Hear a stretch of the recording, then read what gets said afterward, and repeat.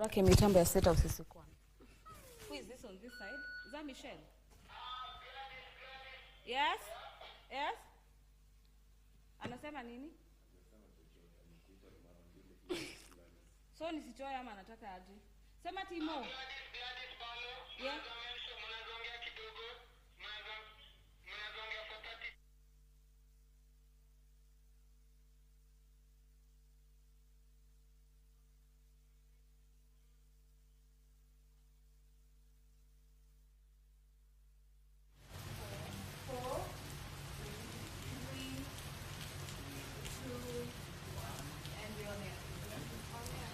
Hujambo mtazamaji, ni takriban siku 50 tangu kuapishwa kwa naibu rais Profesa Abraham Kithure Kindiki, wadhifa uliotanguliwa na miaka miwili ya usimamizi tata kwenye Wizara ya Usalama na Masuala ya Ndani ya nchi. Hii leo kwenye mkao wake wa kwanza kama naibu rais atakuwa anawaelezea Wakenya kuhusu wadhifa wake mpya pamoja na ajenda za serikali. Mimi ni Mashirima Kapombe kutoka runinga ya Citizen, lakini niko na wenzangu from KTN. Good evening, I'm George Maringa from Cape Media Limited, TV47. Karibu Professor, na asante sana kwa muda wako. This interview will be conducted in both English and Kiswahili, so feel free to express yourself in the language that you feel most comfortable. Now let's start with the elephant in the room. When we publicized this interview, some of the reactions that we received were quite hostile on your person. And I'll read some of those responses that we got. One said, cancel that interview. Another one said, not worth my time. Another one called you a butcher and a murderer. Another said, who killed protesters under his leadership? Now, why would this interview generate so much hostility on your person? And why do you think Kenyans feel tonight whatever you have to say is not of value to them? First, I appreciate and thank you for having me on this broadcast.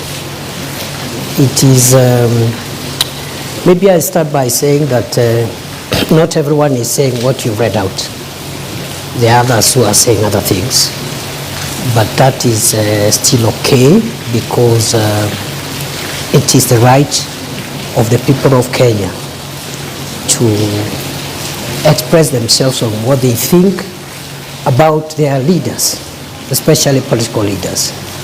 And therefore, mine is to confirm that because I've been in public life for a while, in various capacities, I have endeavored to do my best to my country. And I have no regret for anything. Maybe lessons learned, which is a common human thing that perhaps there are things I've picked along the way. But in terms of my public duty and commitment to our national interest, I have been extremely clear on what is expected of me in the various roles that I have played in this country. As Interior CS, where Kenyans feel that you oversaw massive brutality on Kenyans who are expressing themselves when they felt that their leaders were not representing them in the way that they should. Do you take personal responsibility for the murder of 60 people according to the KMCHR? Well, the violent protest that took place early this year and even earlier on in 2023, unfortunately led to loss of lives. Some of those lives were lost in various ways, including through police action. I have no reason to take responsibility for anything because the space of violence and encounter with law enforcement is a space which is defined by law. And the role of the Minister for Interior is defined in the Constitution, Article 245, on what that role is. That role includes providing policy guidance to the organs of internal security. The role of police operations are protected through the mandate of independent command of the Inspector General, and therefore police operations, especially in engaging protesters or people who are seen as breaching the peace, is the province for the independent command of the National Inspector General of the National Police Service. As far as I'm concerned, the 2 years I have been the country's Interior Minister, every single day of them, when I woke up to do my work, to make sure that the security organs of our country that protect our country from threat. I woke up to do my work, to make sure that the security organs of our country that protect our country from threats, security threats, perform their work, and should they require any policy guidance, that guidance is provided.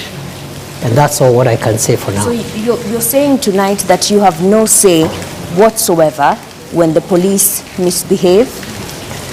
The Interior Minister has no role in police operations, according to Article 245. So you have no say whatsoever when they go wrong?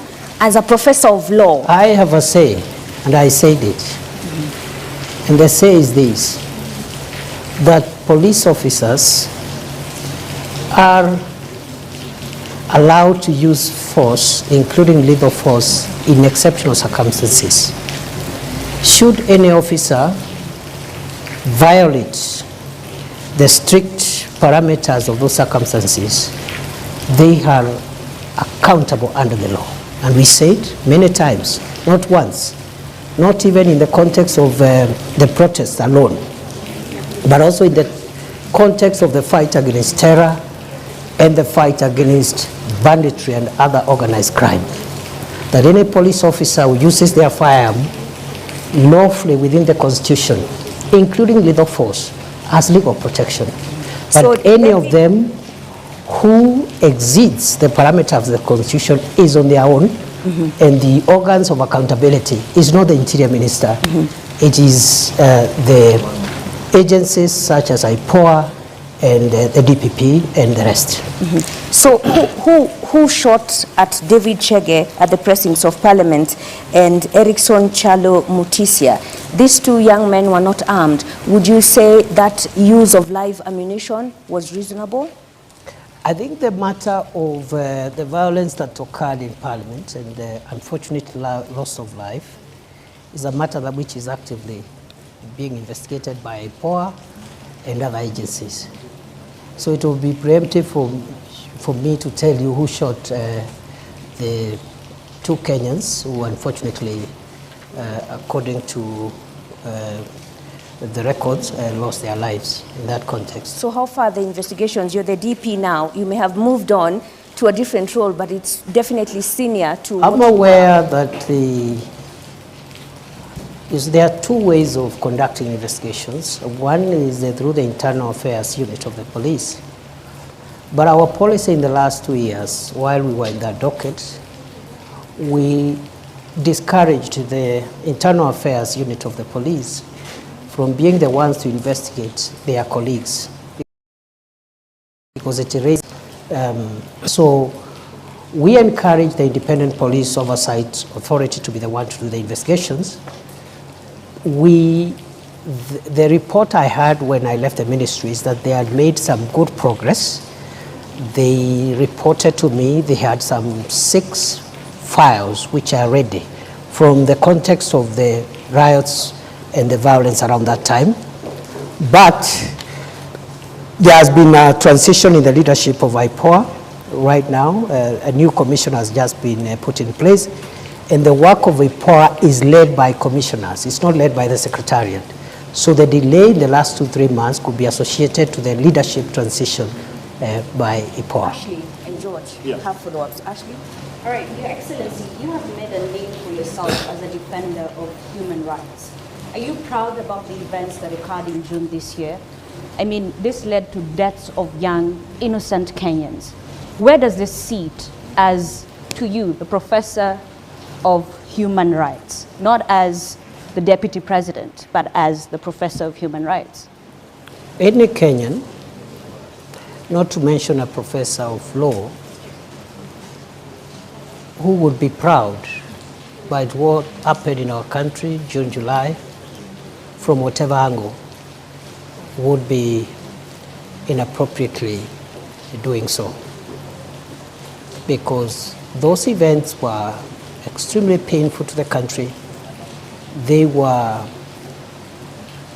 unnecessary, if I may say so, because there is a way of processing democratic encounters, and there's a way in which the balances between the protection of public safety and the expression of individual rights and freedoms must help us navigate peaceful and orderly society. So to answer your question, I wouldn't be proud at all. Mr. Deputy President, then what did you have to say to families who are still looking for their loved ones? For instance, on X, we were tagged and someone said, I always communicate with Peter Masharia's mom. Imagine she wakes up every day to go to the mortuary. Peter Masharia went missing on the 25th of June. Tonight, what do you tell those families that are still looking for their loved ones? To the families who lost their loved ones or whose loved ones are still missing, I would say that it's unfortunate that this country went through what it went through in June, July.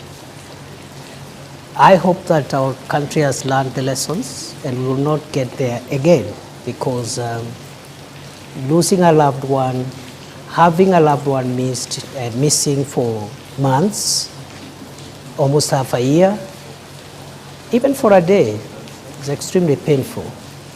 And therefore, as I said when I responded to this matter earlier on, maybe not on this forum, it is very unfortunate, and we, including myself, regret that our country went that direction and hope that we will not get there again. Yet when they look at you, Professor, they say you are the face of, disappearances, abductions, deaths and murders on young people in this country. Do you feel that you're struggling to shake off that tag? Not at all, Okay. because it is not true. So I don't struggle at all.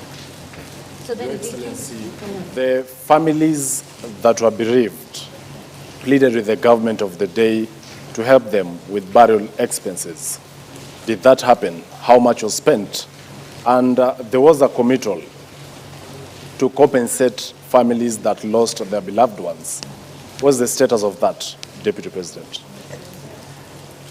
To the best of my knowledge, a number of families were given modest ex gratia support on a request basis and on a basis of confidentiality, because what the state does in a situation like that, when there is distress in the country, citizens are facing distress, we go out of our way for ways of supporting.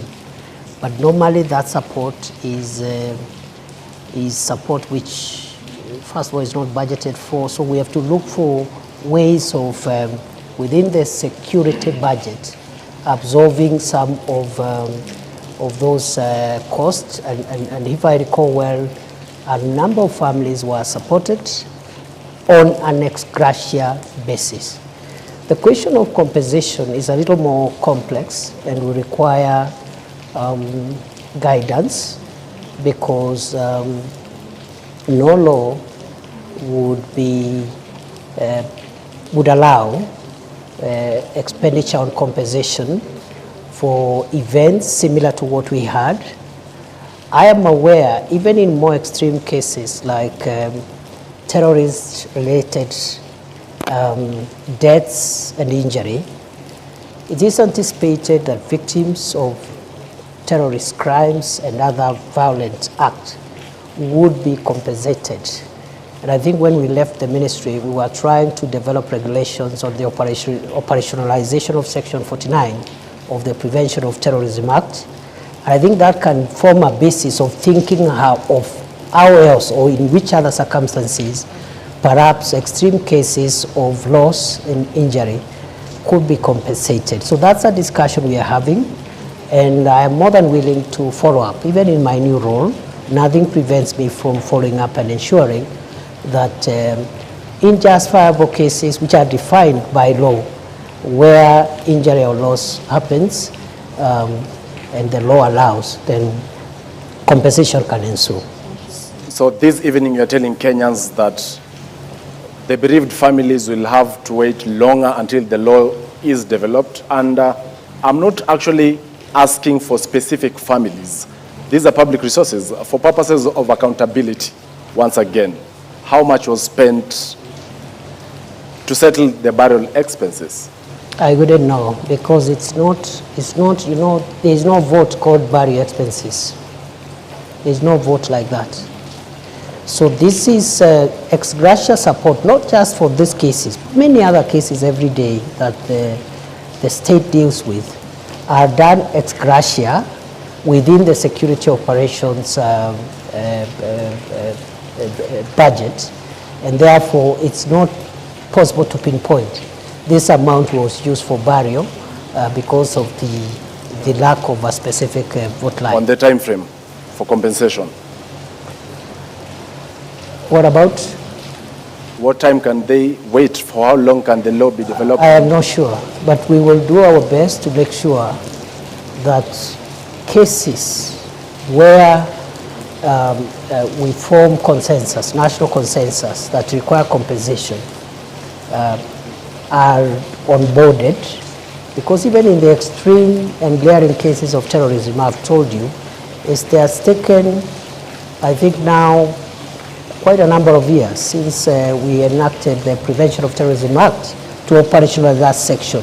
So I'm hoping perhaps within the year, within the coming year, we can work with the new leadership in that ministry and other stakeholders in the normal way government works and process perhaps regulations on the operationalization of some of these issues as to whether that can be expanded beyond terrorism-related incidents.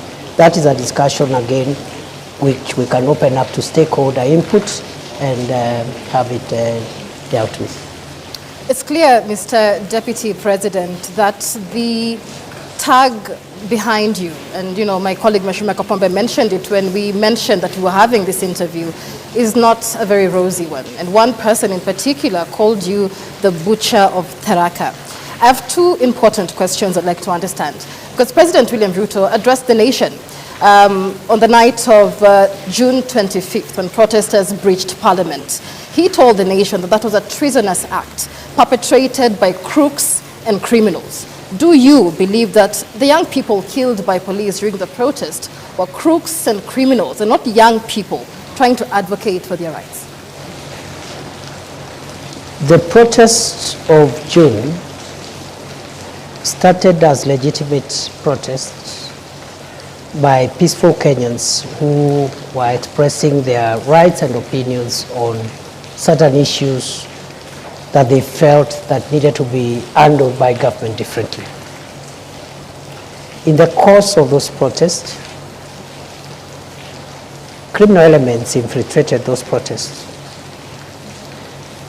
and it became very difficult. On the one hand, you have protesters whose interest is just expressing themselves within the Constitution, but within their midst, there are people killing people, hurting people, looting property, and that's how Parliament was breached, because protesting does not include breaching in Parliament, which is a restricted access facility. And that day, we came very short of the burning down of Parliament. And in the process, the chambers of the Chief Justice were also vandalized by protesters, broke the wall, broke windows and doors, and stole water and other items. So the point is, how do we balance going forward? They need to protect the right to protest, but at the same time ensure public safety. Other countries have had their occasions, like the Americans had on 6th January 2020. Similar situation. people unhappy with an election outcome, and they just venture into constitutional institutions and run amok and bring violence. So it is unfortunate we had that mix-up between honest, legitimate protesters and cruel and dangerous criminals who really caused a lot of pain, death, destruction, and almost put down some of our institutions established under the Constitution. There's been many questions over who gave the shoot-to-kill order. Was there a shoot-to-kill order? And was it a show of culpability for security agencies under your command that warranted the presence of the military, the Kenya Defense Forces, to quell the situation? There was no shoot-to-kill order. And the Interior Minister does not command the operations of the police.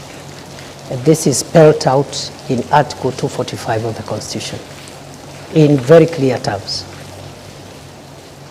If there was Your Excellency, I want to put this question to you, and it's a question of responsibility. When you're being vetted for the second time as the Cabinet Secretary Interior, there was a lot of praise heaped on you for combating banditry in the north of Kenya. And you appeared to acknowledge that. Was the police in the North Rift under different command, so much so that when it comes to the Gen Z protests, you're not the one in charge, but when it comes to the North Rift, you will take the glory? At no time have I said I've been in charge of the operations on banditry, because the Minister for Interior does not play that role. Have I provided policy leadership to deal with banditry in the last 2 years? The answer is yes, in a very consequential manner, with great humility, because other than advising on the establishment of the Operation Maliza Uhalifu and the gazettement of the disturbed areas, that's the job now of the minister. Those are policy interventions. But I was able to push through in a very difficult financial situation prevailing then in the country, an injection of a significant amount of resources to acquire equipment to assist the police in their operations, which has been the missing link for many years. MRAPs, that is the mine resistance ambush protected vehicles, armored personnel carriers, drones, that is the aerial vehicles, aerial unmanned aerial vehicles, and so many other, including personal protection items.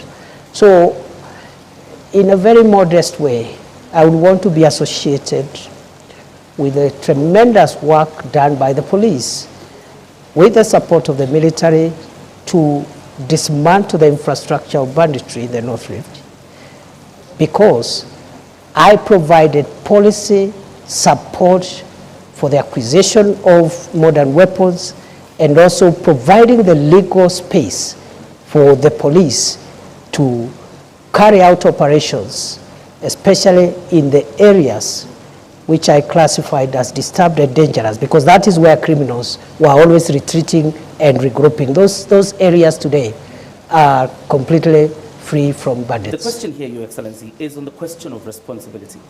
Local NGOs, the United Nations, the US government, the foreign missions have admonished the government of the Republic of Kenya over its human rights record, and particularly the handling of a Gen Z protests. My question to you tonight is, when the Republic of Kenya is being admonished, who takes responsibility? Well, as I have said, you see the general admonition or viewpoints by various stakeholders on the performance of government on many things, including homeland security, is a legitimate thing. But the question of responsibility arises when one believes that there is something they have done wrong. It doesn't arise when someone's conscience is crystal clear. They have not done anything wrong.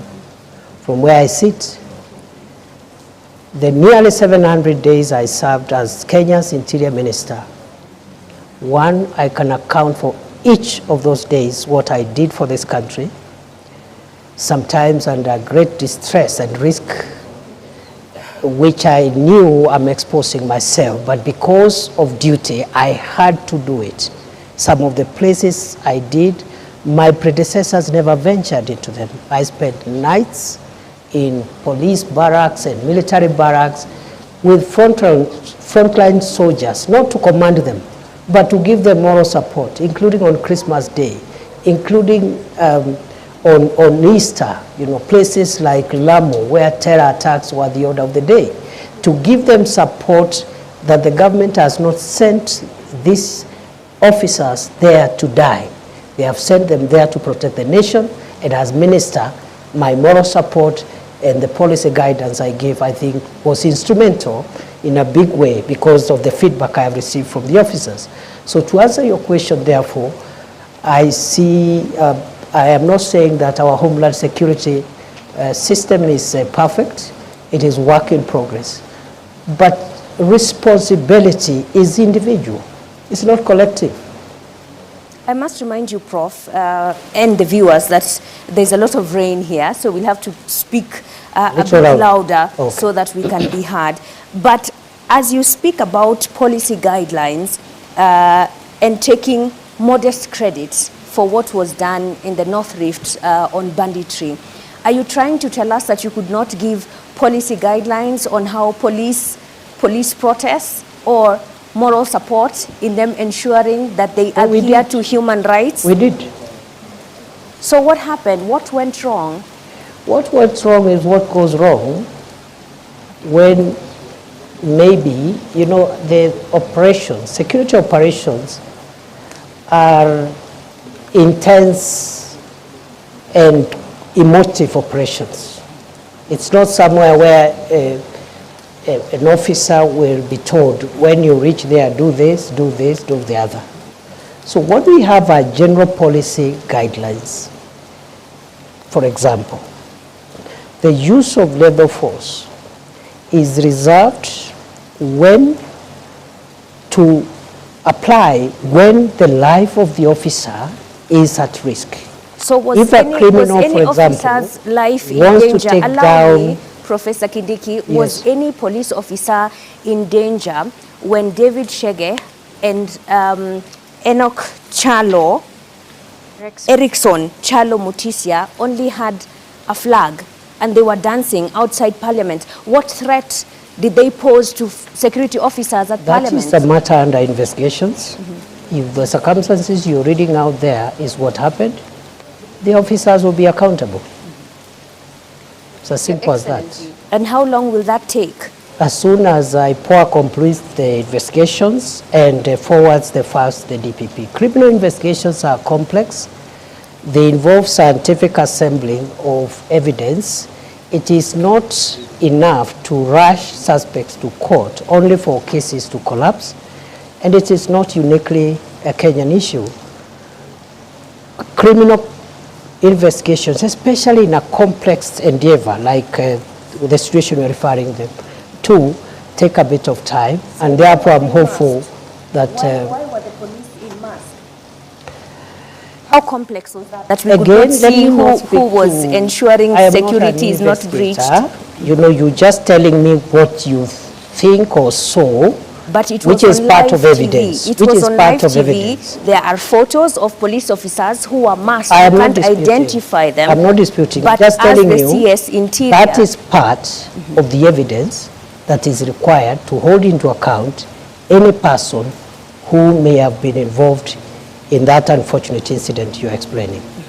Your Excellency, if you were to move this forward and probably look at why the public is on you. This is what you said on the 12th anniversary of the Supreme Court about a month ago. And you were talking about crucial jurisprudence. You said, I have had to ask myself whether the highest interest is the public interest or there is a higher interest called the national interest, because the public itself could hurt the national interest. Public can be mobilized or mobilize themselves against national interest. First of all, where does this national interest sit in the Constitution? And number two, wasn't this an indirect proposal of a clawback on basic freedoms that are enshrined in the Constitution, Your Excellency. As you answer this, Your Excellency, you did say that lives of protesters need to be protected as you ensure public safety. Was the public unsafe during that period? Why did we get to that point? When I spoke at the Supreme Court reflection colloquium on public interest and national interest, some erroneously thought I was talking about government interest or even security interest. That's not the case. In fact, after that colloquium, I've had further reflection because by the grace of God, I'm also a scholar.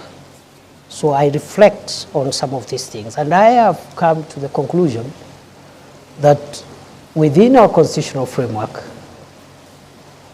we can categorize 3 forms of interest that could be expressed by members of the public, rather than 2, 3. One is popular interest. And the question I'm asking myself as a scholar and a student of constitutional law is whether what is popular is in the public interest all the time. I am not sure. I am not sure that what is popular is in the public interest. I don't believe. Sometimes yes, maybe not all the times. But at the Supreme Court colloquium, I also asked, is there a hierarchy of norms in our Constitution such that we have public interest and national interest? And for clarity and avoidance of doubt, national interest is not government interest, and it's not the interest of, it's not security. What I had in mind is, you're aware, our Constitution allows the people of Kenya to express themselves in exercise of their sovereignty in 2 ways. 1, through elections. 2, through referenda.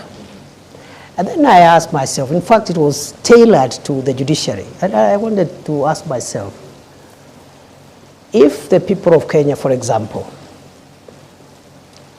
agree and express themselves in exercise of their sovereignty to change the Constitution in a referendum and vote to remove the judicial arm of government, and they decide we don't need the judiciary. People are sovereign. In a referendum, they can actually remove the judiciary. And then I asked myself, since this is an outcome of a referendum, this is in the public interest. But is it in the national, is it in the national interest that really you can have a modern country, a democratic country without a judicial arm of government? But these are 2 different scenarios, DP, because this was about taxes that Kenyans felt were unfair, and their leaders at the were Supreme not Court, listening to I them. was not talking about the protest at all. You can look at my statements. I was not talking about protest. So what do you... We were reflecting on what the Supreme Court has helped us to understand about our Constitution, and I was inviting the Supreme Court judges to start thinking whether, even as we express our sovereignty, we have what we call bedrock things that we cannot touch. I'll give you another example.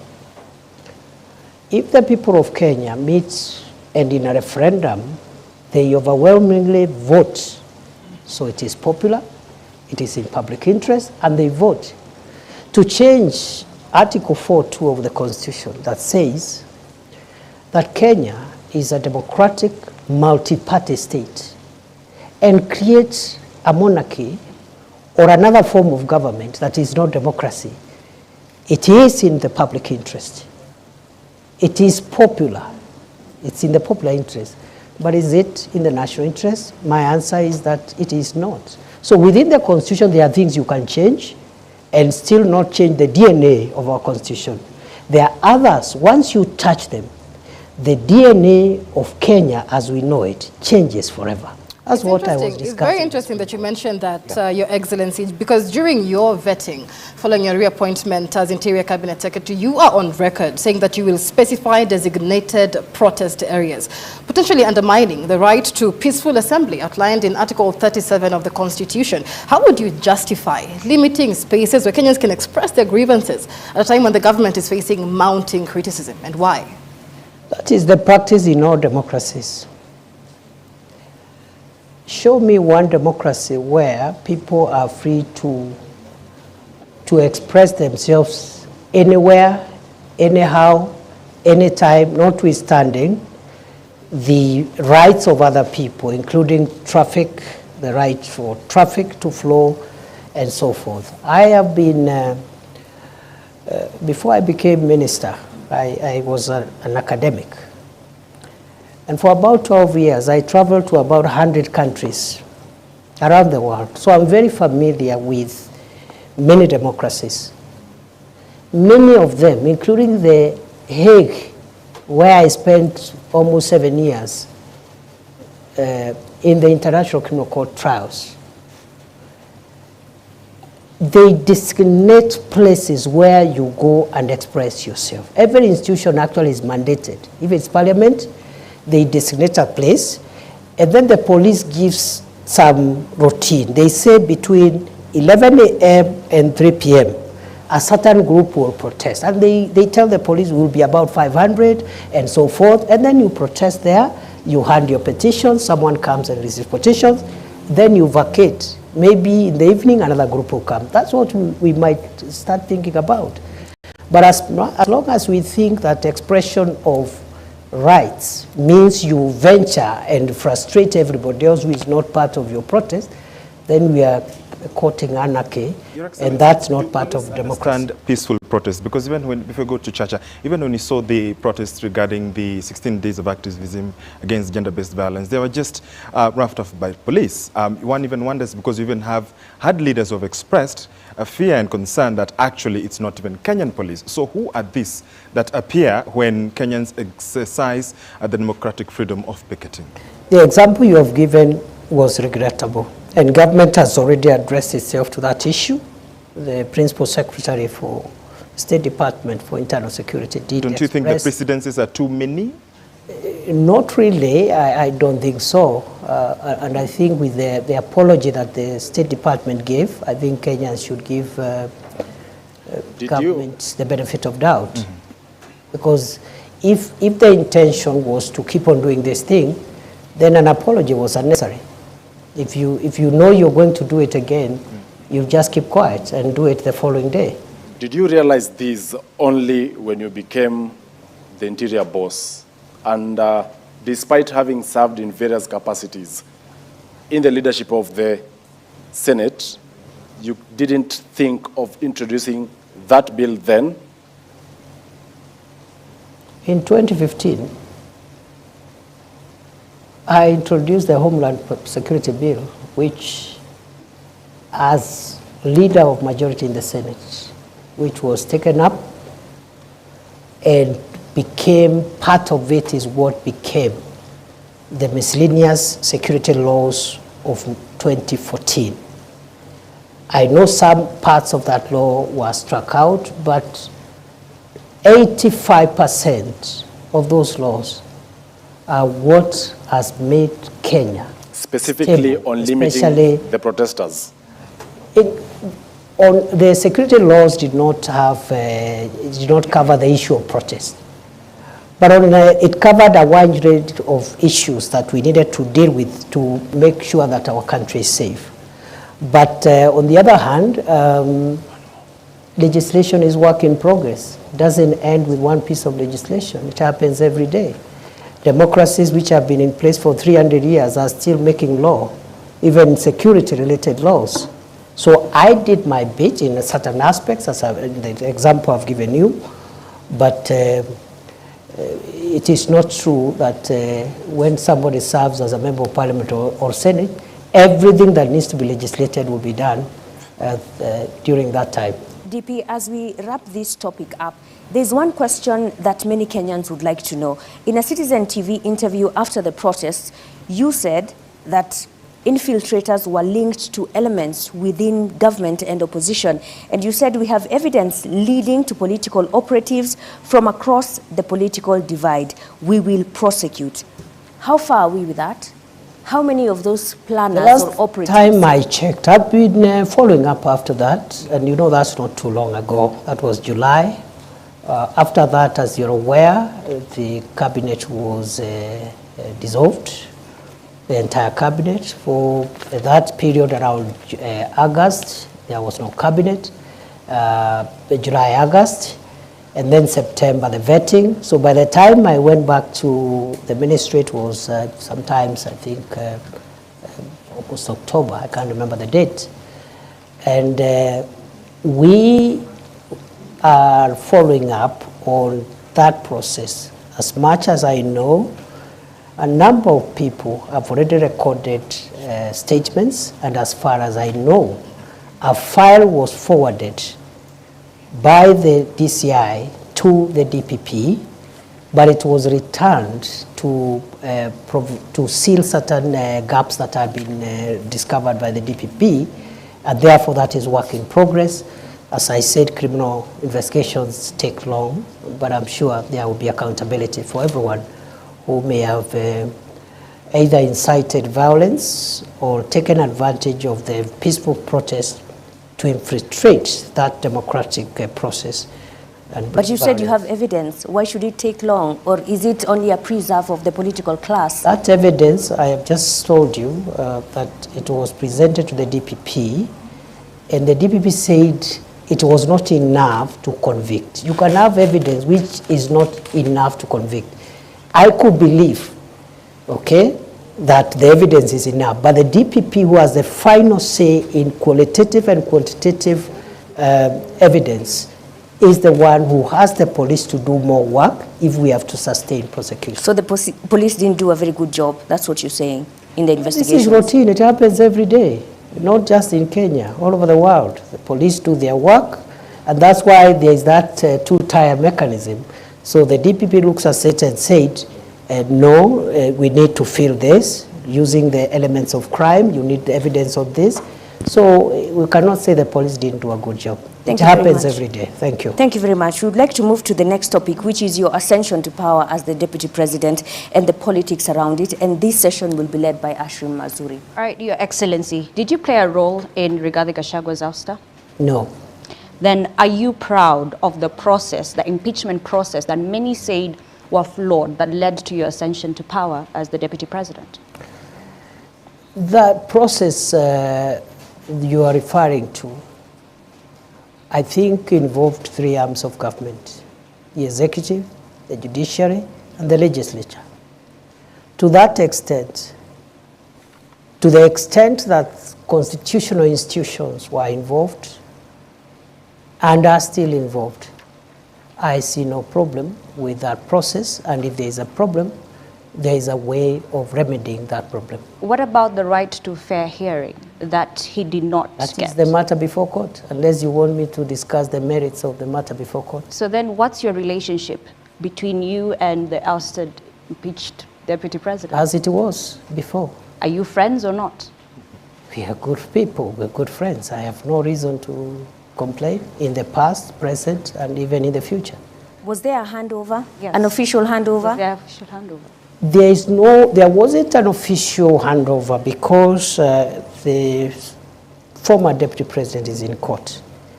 You wouldn't expect him to hand over if he's in court. Your Excellency, which IEBC cleared you? Did you take your papers there? How were you cleared by the IEBC? There is no requirement to clear a Deputy President who ascends to office by virtue of Article 145 read together with 150. But the What requires the clearance of IBC is the President and the Deputy President in an election. The President's memo to Parliament, Your Excellency, indicated that There was your no nomination election. was cleared by IEBC.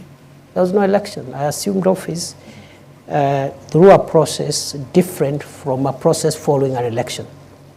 Is it an indictment of the judiciary, Your Excellency? Because the former Deputy President through a court process. Through a court process, Yeah. is actually outside. We have the governor of Meru, who is in office, even through a similar process. What kind of jurisprudence is that creates two forms of justice in your own understanding? And this is from a point of view as a law professor. First, the two cases you have cited were beneficiaries of court injunctions. The only difference is in one, after the inter partes hearing of the matter around whether or not the injunction should be preserved. In one case, the court found that the injunction needed to be lifted. In the second case, which also there has been an injunction, the court found yesterday that there is no need to lift the injunction. That's the only difference. And it happens in courts all the time, not just in Kenya, all over the world. In fact, the finding of one court is in many cases overturned by the next court the following day. So there is no inconsistency whatsoever. That is judicial practice. A judge, even one bench of 3 judges, one judge will say this, 2 other judges will say different things, on the same subject matter, same articles, same evidence, same parties. That's how, that's the independence of the judiciary is not just institutional. It is individual, it's decisional. Every judge carries decisional independence. Your predecessor, Your Excellency, says the reason you ascended to this position is because you are a yes man. You cannot mount any challenge whatsoever to the president. I'm putting this question to you tonight. Are you your own man? Are you a yes man? I am my own man. On the second issue, I would like to respond as follows. My understanding of the role of the deputy president is not to challenge the president. It is not in the constitution. It is not in any law. It is not in any practice. That is not the job description of the deputy president. As to whether the deputy president can advise the president, the answer is yes. The oath of office I took has a clause that asks me to faithfully advise the president when my advice is sought. So then where does your allegiance lie? To the people or your appointing authority? My allegiance lies on the oath of office I took. You look at the oath of office, it will tell you where my allegiance is. And are you proud of the people of Kenya,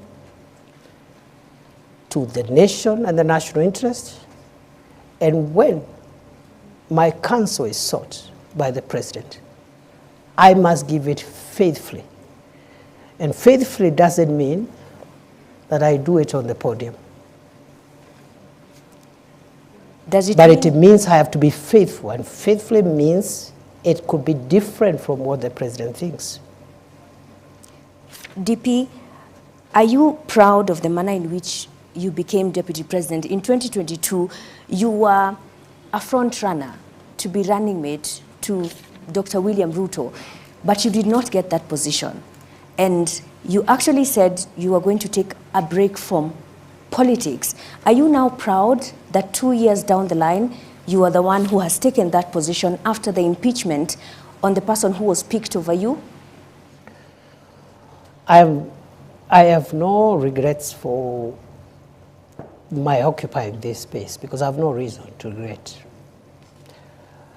It is true I was a front runner to be deputy president in 2022 through a process that was conducted by my party. I was not successful. My brother, Rigathi Gachagua, was successful. I congratulated him, and I said 2 things. One, that I will support the campaign, the presidential campaign, until 8th or 9th of August 2022. And after that, I will take a break from elective and appointive positions. But you still took the CS Just a moment. position. Just a moment. After I made those two very important decisions, which I made after soul searching and consulting everyone who needed to be consulted, my party and its leadership met and persuaded me as a member of the party, because I didn't say I'll leave the party. I said I'll campaign for President Ruto and his deputy, but after that I'll not be running for any office. I'll take a break for 10 years. And therefore, the party met and persuaded me to change my mind and accept an appointive position as Minister for Interior, which I accepted. That's all. Are you the kingpin of the Mount Kenya region? Which office is that? Of course, you were endorsed. You are endorsed by a section of members from majorly the East, where you hail from. You never dismissed that. Which office is that? Your Excellency, other than the kingpin issue, there are a majority of members of parliament who met in Nanyuki from the Mount Kenya region, that is before you ascended to the office of deputy president, and endorsed yourself as their link in government. To the executive. You have ascended to that office now. Are you now, have you ceased being their link? Maybe you should ask them. Because I think the members of parliament, because I didn't say it, they said it. So maybe they can say it again if they wish, but to the best of my recollection, those members of parliament had expressed frustrations in getting their constituency development agenda through to government because of the breakdown of relationship they had with the former occupier of this office. And therefore, they asked me whether I could convey their needs to the president. And because I was a member of the cabinet, I saw no problem with that. But whether or not they would continue asking me to convey their messages, it's up to them to decide. Your Excellency, that region. Sir, you come from that region, the Mount Kenya region. Tharaka Nithi, where you come from, is nestled in Mount Kenya region. I want to know, because Kenya Kwanza had promises it made towards the people of that region. So who will be pushing for the implementation of these promises? That region, like other regions in Kenya, has very many elected leaders. The office I occupy now as Deputy President is an office of the Republic. Unlike other leaders, for example, who have a subnational mandate. And therefore, the way I see it is that the people from the region you're referring to, which happens to be where I was born and raised, have a right, just like the people from the coast, Western, Nyanza, Rift Valley, Northeastern. They have a right to use this office, because it's a national office, to channel their needs, interests to the government. So I see no contradiction, I see no change of position, and the only thing I don't understand is this thing about the kingpin or something. I don't understand it because there is no office like that. Well, and are you still hopeful, and do you think there is a possibility of you becoming William Ruto's running mate come 2027? How would I know? Your Excellency, then you've talked about development and, those members of parliament using this office to lobby for development. Shouldn't then development be a democratic right so that then there is no need to lobby and to push for it? That's not true. The reason you have subnational representation of political leaders, members of the National Assembly, members of the Senate, their mandate is subnational. A member of the National Assembly represents the interests, priorities of the constituency where they are elected. Of course, in the context of a broader national perspective, because some of the things that they want them passed are not projects and programs. They are legislative in nature, and you require the parliament as a whole to support you. For example, recently we had a Sugar Act sponsored by a member of parliament from Western Kenya, where sugar is mostly grown. But it required the votes of the member for the members from Northeastern Coast, where there's no sugar, and Central, to pass it. So the point is this: it is not true to say that a member of parliament does not need to articulate the interest of their people, because they are elected purposely for that. They are elected to articulate those interests and convey them either to the executive, to the legislature, and make sure that those interests at that local level are realized. During your inauguration, when you took oath of office, your boss, the president, Dr. Ruto, said he felt he was a lone voice in the executive. From your interaction, 50 days in, is he still a lone voice? And perhaps you interact with him, he's your boss. I really don't know. Do you think you're fulfilling? I really don't know do you think you're fulfilling how he's feeling? Yeah. Because again, that's not in my place. I wouldn't know how he's feeling at the moment. All I can say is that I'm doing my best to do my constitutional duty. That constitutional duty is being principal assistant to the president, and also helping him in the delegated assignments that he has given me, and I'm doing my best. How he's feeling now, I cannot be, it's not in my place to tell you how happy he is. Or do you think he's confident of what you're doing? Is he happy with your work? I think so. I have no reason to doubt that he's confident. You've been deputy president for only 50 days now. What would you say is the qualitative difference between you and the former deputy president, given that the operating environment hasn't changed? It would be very improper for me to start comparing myself with my brother, the second deputy president. The president has spoken very highly of your leadership and your contributions, as my colleague George Maringa here says. If the president feels that he has accomplished his key goals and decides not to run for re-election, would you consider running yourself? Do you believe that you have what it takes to run the country? That question is an unfair question. Am I allowed to complain? Why is that? It is an unfair question, because I have just been entrusted with a very serious and grave national responsibility. What is weighing in my mind now, and what is really, really occupying me, is the desire to discharge those obligations, because the expectations of the people of Kenya, the expectations of the president are so high. If I started occupying myself with ideas of what will happen, I don't know when, I'll be the most unsuitable person to be seated before you today. Your Excellency, I want to rephrase Michelle's question regarding you and the former deputy president. Let's not even go with the qualitative differences. But clearly there are lessons you must have learned from Gachagwa's tenure in office. What lessons are those? You know, my friend, you know, in leadership is defined by certain ethos and parameters.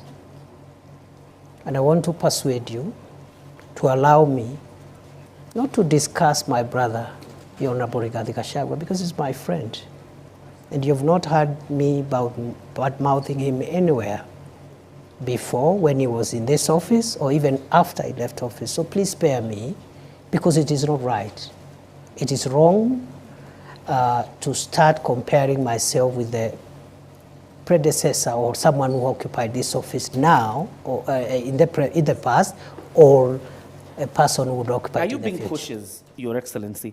The region you come from is very restive, and it's quite a significant, it has quite a significant portion in terms of votes. Are you being cautious now when I ask you the question of lessons you've learned? Are you being cautious not to antagonize the former deputy president? I have no reason to antagonize anybody. For what? Your Excellency. Your Excellency, perhaps just to buttress on what John Kiore said, when it comes to lessons learned, many have said that the seat that you occupy now, the deputy presidency, has some sort of curse. They've called it the curse of the deputy presidency. And every individual who's held this seat has had some sort of, falling into political oblivion. Do you believe that you have the magic wand to change this so-called curse of the deputy? I don't believe any seat is cursed. Let's start from there. Secondly, I don't think it is a priority to start thinking whether I will survive in this seat or not. As I have said, what is weighing in my mind, the same way when I became Interior Minister and the North Rift was in that shape, Lamu, Boni was in that shape, and Northern Kenya was that shape. I told myself, including the passport crisis, I said, if I will last here for 1 year, I want to try my best and have these challenges under control. So for me, I cannot start now entertaining myself on what will happen to me, whether I'll succeed here or there. That's not for me to determine. It's beyond me. What is within my reach, what is within my control, is the focus to deliver on the job. As to whether I survive or what happens, that is not within my reach, and I cannot control what I cannot control. DP, we need to move forward to the next topic, but I would like to end this with this question. The mountain which you seem to be avoiding is hostile ground right now, and not just the mountain. The government is struggling with its popularity. As the president's principal assistant, how are you working to change that perception of Kenyans? And more so those who are... Did you say that the mountain is restive? Yes.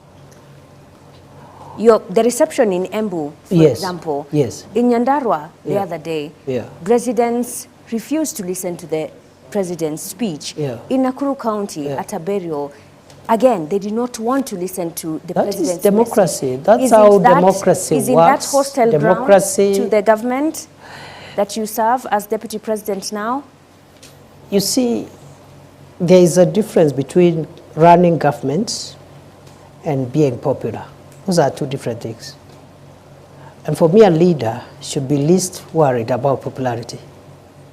The worry of a leader should be their pace and focus on transforming the lives of the people. And do you think the lives of the people have been transformed? Leader is not necessarily one who is popular all the time. However, a good leader knows when to be popular. Don't you think that popularity has gone down because Kenyans' lives I really don't think so, because at the moment, President Ruto and his administration now in the midterm is not in their priority to look for popularity. There is no election taking place. The task of the government now at midterm is to track the pace of delivery, where there are gaps, seal those gaps, and just deliver on the commitments. The time will come when there will be popularity contests. And let me tell you, for avoidance of doubts, that is not President Ruto's worry.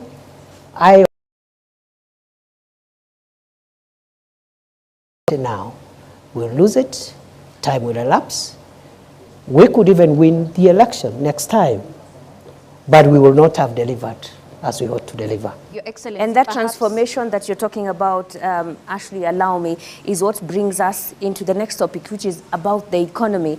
And Joel Chacha is going to lead that session. Well, the government of the day boasts of a 2.8% inflation rate, which is a 17-year low. But the question here is on the shrinking disposable income. That is through what many may consider overtaxation. And the purchasing power, hence, is low. How are you working to ensure that there is money in the pockets of Kenyans? Thank you. When President Ruto took over leadership of this country in 2022, the 5 or 6 macroeconomic indicators were not looking good. And I need to clarify now that I have this opportunity. Many people think when we project that time frame so that to show the distance we have covered, we are casting aspersions at the previous administration. That is not true. Kenya got to where it was in 2022 because of factors mainly beyond the control of President Uhuru Kenyatta, because the country's economy was shut down for nearly 2 years by COVID-19. No economic activity. And then, of course, the war in Ukraine, which affected the global supply chain of wheat and other oil and foodstuffs, and many other factors. So when we refer to 2022, it is not political. It's just a fact. And in any case, that's the only way we can explain what we have done. Now, straight to your issue. The macroeconomic indicators were bad. The dollar was rising on a daily basis, 160. At one point, it approached 170. The price of fuel, the same. At one point, it approached 217 per liter for petrol, super. Then inflation was 9.6%. And then if you take the 6 basic food items, starting with unga, the main ones, again, the prices were much higher than they are today. Today, essential commodities, 2 years later, are down significantly. Just to give unga as an example, from 240, 250, 230, depending on the brand, to now something between 95 and 120, depending on the brand, maybe 120 something. Number 2, the foreign exchange stability has been realized for more than a year now, from the high of 160 plus to now 127, 129 for some time. The same applies to the price of fuel, which is decreasing every day, every month, including last month when it went down by 4 shillings. Inflation again from 9.6 to 2.8%, the lowest in 17 months. Now, in 17 years. Now, that has not happened by magic or by chance. It has happened because of policy interventions, subsidizing production as opposed to consumption, this fertilizer subsidy, and so many other interventions in various sectors that has managed the macroeconomic situation. It has taken 2 years. But flashback to 2002 when President Kibaki took over, when we had similar situations at the exit of President Moi. It took President Kibaki 6 years to bring back macroeconomic stability. President Ruto has taken 2 years, by the grace of God. So the 2 years look a bit long, but in the context of what has happened in the past, I think this is a very good trial. What remains now is what you're asking me. The macroeconomic stability, for it to be felt by citizens, must be followed by microeconomic stability, which is improving household incomes, creating jobs, and so many other things that we are doing in the space of SMEs, in the space of the various sectors, including manufacturing and tourism. So, to answer your question, the macroeconomic transformation and the microeconomic transformation cannot be taken simultaneously. One must precede the other. Going forward, therefore, the remaining 3 years is the interventions. We're going to have interventions that will respond to the issues you say. Already those interventions have been operationalized. their own costs, creating jobs through the three major prongs, creating jobs at home, creating jobs online, creating jobs even overseas, and then also other interventions that will enable disposable incomes in the pockets of individual citizens. But Going how would forward, that really it can only be achieved when the whole problem begins with our budgeting? For instance, despite the challenges faced in the fiscal year 2024-2025, your projections in the next fiscal year for 2025-2026, you're looking at having a budget of 4.25 trillion Kenya shillings, with the revenue, ordinary revenue, actually crossing the 3 trillion mark.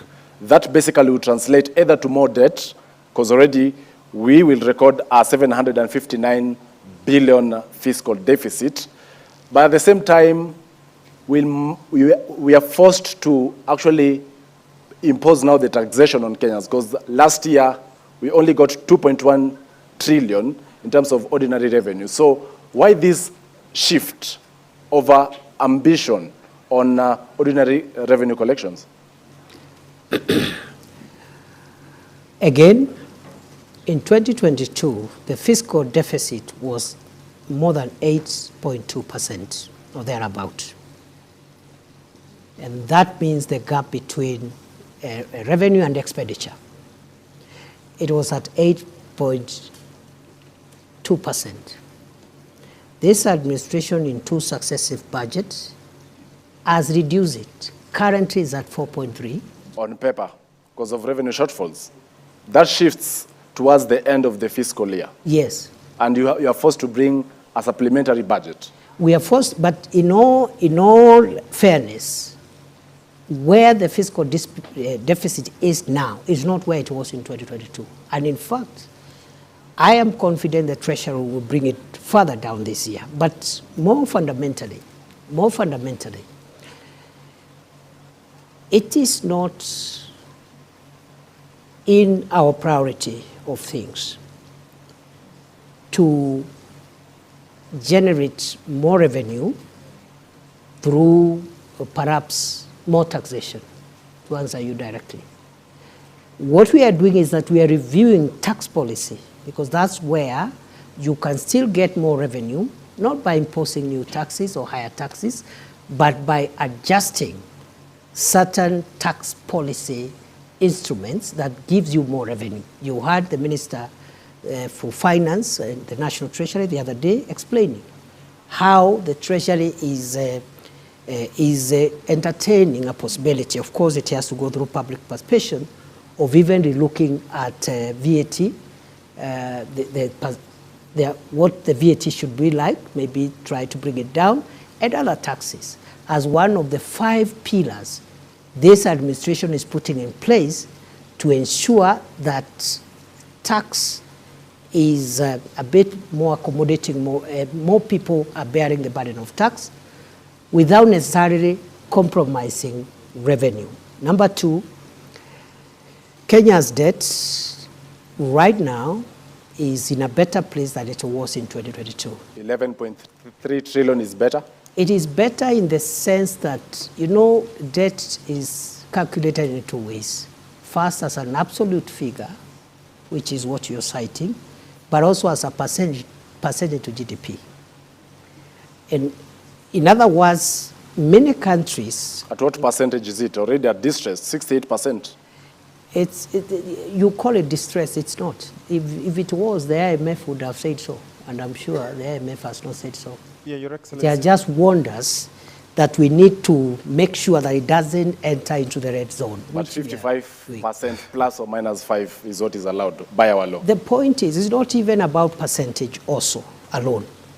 Many countries, including developed countries, are highly indebted. The US, for example, the US debt is about almost 120% of GDP. Japan is 250% of GDP. 248, 250. So and many other countries. Singapore's debt also is in the hundreds. However, what we need to do, let's agree that what remains ahead is that our revenue generation measures must not lead to higher taxes. It's not a must. Number two is that the area of debt, we need to be careful so that Kenya does not enter into the unsustainability zone, and we are managing that. DP, naomba kidogo, wakati ambapo tunazungumzia masuala ya uchumi, kuna wengi ambao wanahisi kwamba mnasema maneno mengi, maneno makubwa makubwa, lakini la msingi ni kwamba biashara nyingi ziko katika mazingira magumu. Wengi wamefunga biashara zao, wengi wamelalamika kwamba hawawezi kuendeleza biashara zao kutokana na zile sheria ambazo zilizoko na zile sera ambazo zinatolewa na serikali. Labda unaweza kuwaeleza wale wanaokutazama leo hii ambao wameshindwa kuendelea na biashara zao, ni mikakati gani kama serikali mnaweka ili kuhakikisha kwamba hizi biashara zinaweza kuinuka na wanaweza kupata pesa mfukoni? Asante sana. Ni kweli biashara nyingi zinapitia changamoto nyingi, na ni kweli wananchi wakiwemo wanabiashara wamelalamika na pia wametoa mapendekezo ya sheria ama sera ambazo wangetaka tuziangalie upya. Najua ya kwamba hivi sasa Wizara ya Uwekezaji na masuala ya industry ama viwanda inaongea na KEPSA. KEPSA ni ile Private Sector Alliance ama kikundi cha wanabiashara katika sekta ya binafsi. Wanajadiliana kuhusu mambo mawili, na jana wamekuja hapa kunipatia mahali wamefika katika majadiliano. Ni leseni gani ambazo tunapaswa kuziangalia upya, na vile masuala ya ile levies ambazo zinatolewa na mashirika mbalimbali. Kwa hivyo swala hili la ugumu wa wanabiashara wetu ni swala ambalo tunaliangazia, tunajadiliana na wale ambao ni washikadau, na serikali iko tayari kutoa mwelekeo ama sera mpya za kuzingatia uboreshaji wa biashara. Ile jambo ambalo nimesema, manake watu wanakwenda Krismasi hawana hela mfukoni, watakula nini sikukuu? Unajua hayo majadiliano sio ya Krismasi, ni ya kurekebisha. Januari kutakuwa na hela za karo zinazohitajika. Kwa hiyo hiyo mjadala sio wa maneno ya karo, ni wa kurekebisha idara zetu na ili biashara zetu zipanuke. Nataka niwahakikishie kwamba nimesema jana waziri wa viwanda na uwekezaji pamoja na wakilishi wa shirika hilo ambalo ni la wanabiashara wameniambia wako katika mjadala, na Januari nimeambia hao waniletee ile ripoti yao ili tuipitishe ama tuijadilie katika baraza la mawaziri. Kwa hivyo mwakani tutakuwa na mfumo mpya, sera mpya, sheria mpya za kuboresha biashara. Lakini pia kuna wale ambao wanasema, nikimalizia, kuna wale ambao wanahisi kwamba hizi biashara kuna mazingira magumu kwa sababu wale ambao wanapata mshahara, kwa mfano, zile pesa ambazo wao hutumia kwenda kwa hoteli, kwa mfano, kwenda kununua chakula, zimepungua kutokana na yale makato ya mishahara. Kwa hivyo wengi wanashikilia zile hela kidogo walizobakishwa nazo, ndio maana hizi biashara hazisongi mbele. Unasemaje kuhusiana na hili? Unajua, nimesema ya kwamba Wizara ya Hazina ya Kitaifa imesema ya kwamba iko na mambo manne ambayo inataka kushughulikia ili kujaribu kusawazisha maneno ya kiuchumi na kuhakikisha wananchi wamepata nafuu ya kiuchumi katika household, yani katika individual level, sababu tumekuwa tukikabiliana na mambo ya kijumla. Sasa tunakabiliana na mambo ya kibinafsi, na kati ya hayo majadiliano kutakuwa na sera mpya za mambo ya ushuru na mambo ya kibiashara. Lakini la muhimu zaidi ni kwamba katika hayo majadiliano ni lazima tujue ya kwamba ile ushuru ambao unakatwa, kwa mfano katika mambo ya bima ya afya, unaweza kuwa unapunguza kidogo mshahara wako kama mtu ambaye ameajiriwa kazi, lakini ile bima ambayo ni ya kila mwananchi itapunguza zile harambee za kimatibabu. Kwa hivyo wewe labda pesa yako imepungua kidogo, lakini hizi harambee 5 ama 10 ulikuwa unaitwa kwa sababu uko na mtu kwa familia ako na shida ya figo, shida ya hizo harambee zikipungua, there is a net off. Kuna vile hiyo mkato imekunufaisha hata kwa njia zaidi kuliko vile ilikuwa, because swala la naibu rais, lakini unapozungumzia masuala yote licha ya ufanisi huu wote, we've seen the President Dr. Ruto say we are proud that our sister country of Tanzania is now leading in our business engagements.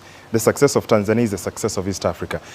Businesses have been closing shop and going to neighboring countries. So you're speaking of this, and KEPSA has talked about it, that the government seems not to be listening to those who run businesses, that they're escaping to other countries. I've just told you we are having a conversation with KEPSA. Why don't you call them after this interview? We did speak a few weeks ago with Bimal Shah. Should have told you that they are engaging. And he did say that, whereas that engagement is happening, it is not... They have identified 2 areas. One is the regulatory. They say there is multiple regulation, or what they are calling over-regulation. The second issue on the table is on taxation. We are a bit careful because the issue of taxation, we would rather have it in the broader tax policy and other fiscal issues that are being discussed and spearheaded by the National Treasury than just to take just that business community and handle their taxation issues without the context of looking at tax as a general issue. I really need to ask a question on the tax regime, because today there has been an announcement that there is a task force that has been formed to get to the bottom of why businesses are closing down in the Republic of Kenya and relocating to other countries. Your Excellency, doesn't that sound absurd? Why do you need a task force to establish why businesses are closing when all you can blame is the taxation regime? You need to, because this is something that has happened for the last 20 years. It has not happened this year. Just look at which organizations have left Kenya when. The last 25 years. And that's why the contribution of our manufacturing sector to GDP has dropped from as high as 12% many years ago to 7.5% on the pending bills. So it's an accumulated problem, and I think there are no quick fixes. The best way to do it is to just analyze all the factors and bring recommendations that will last us another 40, 30 years. The financial inadequacies being experienced in the country perhaps are as a result of the pending bills. More than 650 billion for the national government, 150 billion for county governments. But you're not budgeting for it. Do you promise Kenyans that as soon as the pending bills verification committee concludes its work, you're going to settle the pending bills? We will implement the recommendations of the pending bills verification committee. Thank you. DP, tumebakisha dakika kidogo kabla ya kufunga, lakini hii leo kumekuwa na mabadiliko katika baraza la mawaziri, na kuna wengi ambao wanahisi kwamba the appointments that have been made seem like a harvest just 10 days after President William Ruto met retired President Uhuru Kenyatta, and all those appointed to the cabinet and board chairs seem to be from Mount Kenya. What is this about? You know, the cabinet, appointments, dismissal, reassignments, if you look at Article 32, is the prerogative of one person, the president. So I'm sure the changes that the president has made have been made in exercise of that prerogative and to advance our country's national life in the weeks and months to come.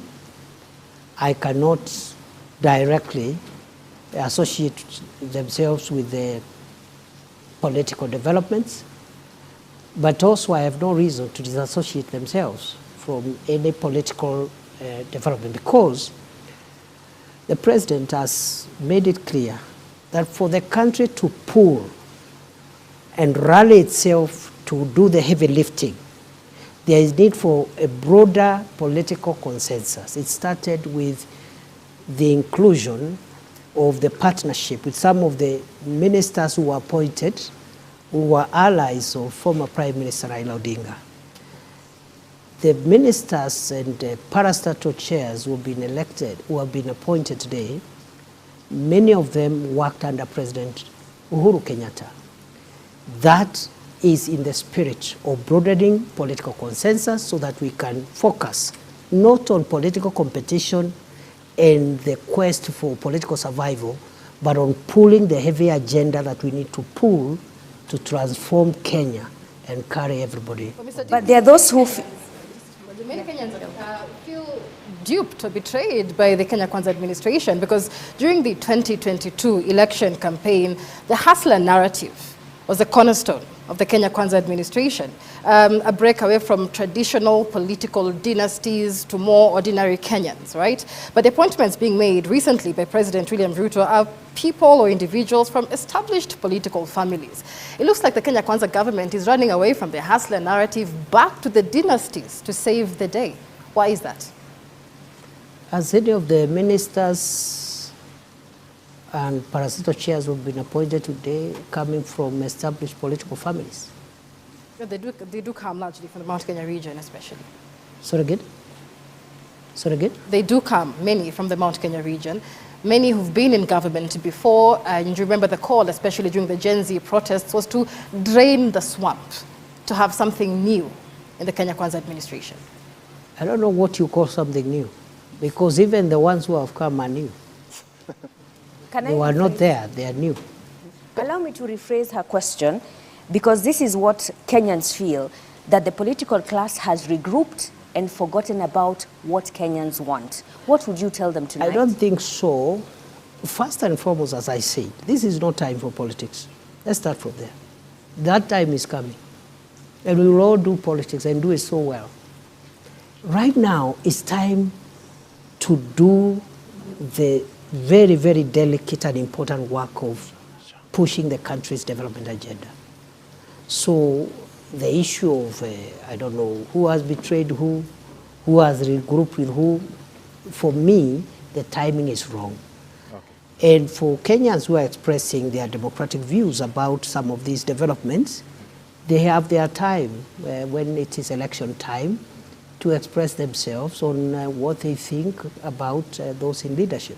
Your Excellency, to matters now development projects, and we've seen the issue that Kenyans are actually expressing is that this government is forcefully imposing government projects, programs. For instance, vaccination of animals, SHA, that is the Social Health Authority, affordable housing, and I'll begin by that before we get to the specific programs. What do you make of, or what do you think about this? Because Kenyans say it is too soon. It is being buttressed on them. You're forcing it down their throats.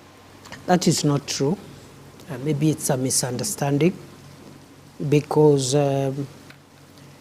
has anybody been arrested for not doing anything?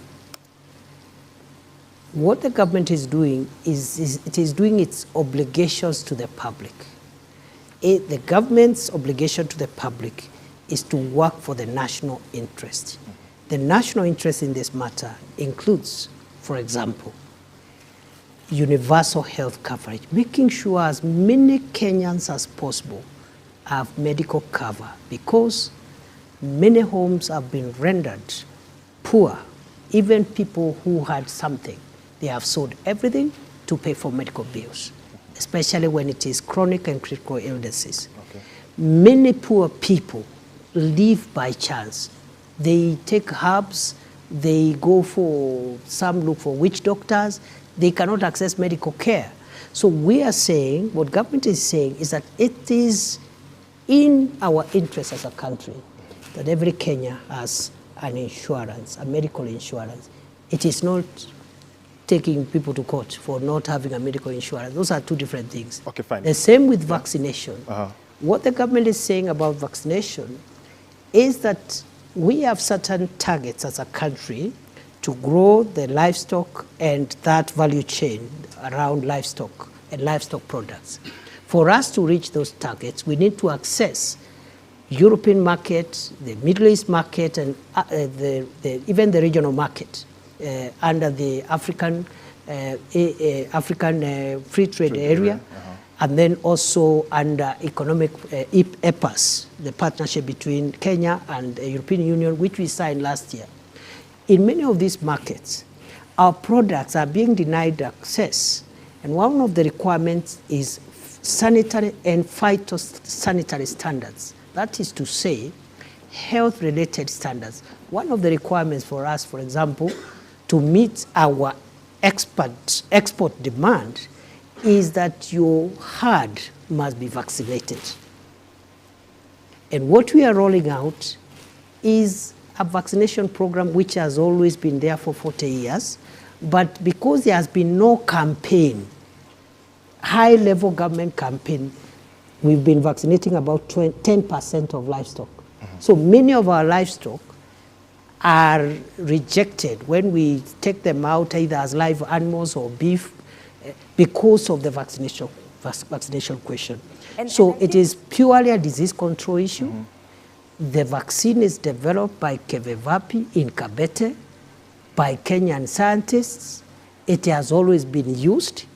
It is only that we are doing a campaign to make sure, other than vaccinating only 10% of livestock, we can have 80, 90, 100% vaccination for purposes of getting market access, exporting livestock and livestock products even to other countries. DP, it's good that you, before you go to affordable housing, Ashley, because we're still on the vaccination issue, you may be explaining a very good thing for the country, but are you aware that citizens are agitated by the language of their leaders? Is there a more decent way to explain your programs and not seem like you're forcing it down their throats? And I'll give examples. Adani Consolation, the president said it is people who have never been to the airports that are complaining. When it comes to the vaccination, majority leader yesterday, I think, said ni watu hawana ng'ombe, hawana kuku. How do you think that makes citizens feel when they are trying to express themselves, yet they are met with arrogance? And to add on to that, the Kenya Veterinary Association perhaps has, among the recommendations they've given, they've said improve public awareness, enhance stakeholder engagement. When will Kenyans feel they are participatory in this government, in these projects that affect them? First of all, we agree that we need to create awareness and also just carry citizens along in our government programs. And also, generally, as government, we need to continue communicating to the people in a manner that is consistent with our obligations under the Constitution. But having said that, I am sure again, because we were here an hour or so ago, I'm sure you are not inviting me to comment on statements by the president or another leader, because let's discuss the issues. Let's not discuss, those kind of issues, because in the process, the message will be lost. And the message is these programs are for the interest of the nation. There is nothing sinister about it. As to if we need to improve our communication and engagement strategy, I agree with you. It is work in progress. We need to keep on improving. There's many questions, Mr. DP, whether these questions are really for the interest of the people. We, as the media, have reported every day, Kenyans are deeply frustrated with the Social Health Authority. Many, in fact, say NHIF was working. When you come to issues like affordable housing, we were told there was public participation, despite public discontent. When it comes to livestock vaccination, the same thing. Is the government hiding behind the facade of public participation to pass unpopular programs, knowing very well that there's no legal binding framework on public participation? And so the government really isn't bound by Kenyans who say we don't want SHA. We'll go back to what we said earlier.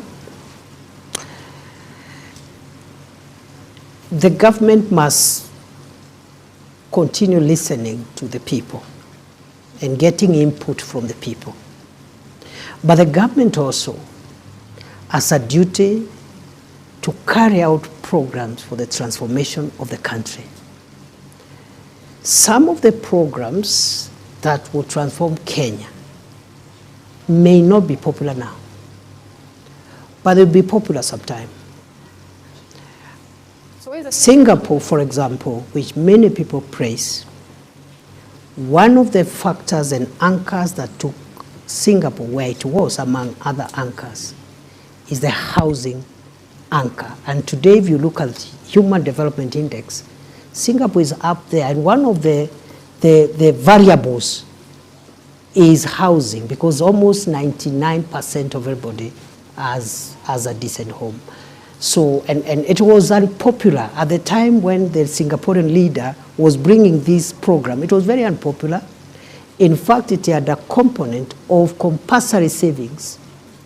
But today, many years later, after this leader left the scene, the people of Singapore are very happy that this project propelled their country into the first world.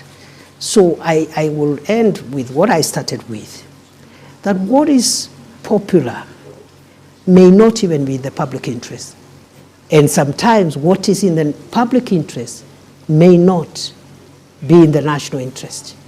And the work of government is not to look for popularity. Popularity is a function of elections, which we do every 5 years. And every politician has a way of transacting with electorate to look for popularity during election. In between here, it is to engage the people, listen to the people, which we are doing. In many instances, we may not be perfect because government is a human endeavor. Like any other, we are not 100%, but we are continuing to listen. And as the president said during the State of the Nation address, listening is a full-time occupation of every leader. Thank you very much. And therefore, these programs may have the kind of, the consensus is not yet there, but they will transform Kenya. And many years later, when many of us who are in this space are not even here, Kenyans will come in succeeding generations will be grateful for the housing program, the universal health program, the agricultural reform program, and all the other programs that this government is rolling out for the transformation of Kenya. Thank you very much, Deputy President, Professor Abraham Kithure Kindiki, for your time. And I think Kenyans tonight will be waiting to see what will happen next in terms of how you listen, how you communicate, and how you take action after you have made promises. Asante sana.